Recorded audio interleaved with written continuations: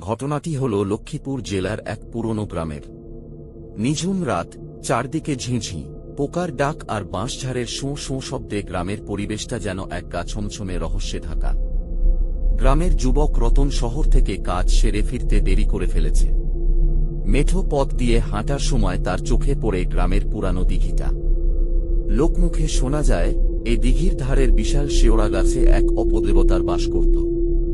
রতন এসব বিশ্বাস করত না, কিন্তু দিঘির পাড়ে আসতেই তার নাকে ভেসে এলো পচা মাছের তীব্র একটা গন্ধ।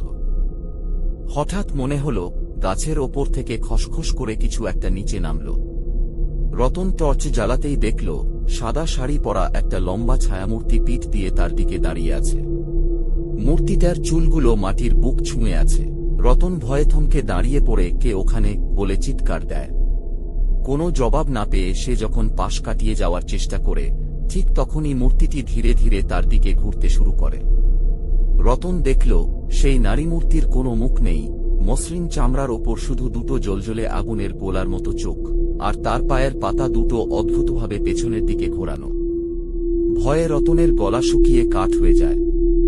সে দৌড়াতে শুরু করলে শুনতে পায় সেই পেতনির অট্টহাসি আর নুপুরের শব্দ, যা মুহূর্তের মধ্যে তার একদম কানের কাছে চলে আসে। পরদিন সকালে গ্রামবাসীরা রতনকে দিঘির পাড়ে অচেতন অবস্থায় খুঁজে পায়, কিন্তু তারপর থেকে রতন আর কোনোদিন কথা বলতে পারেনি। আজও অমাবস্যার রাতে ওই দিঘির পাড় দিয়ে গেলে অশরীরী সেই হাসির শব্দে গ্রামের মানুষের বুক কেঁপে ওঠে।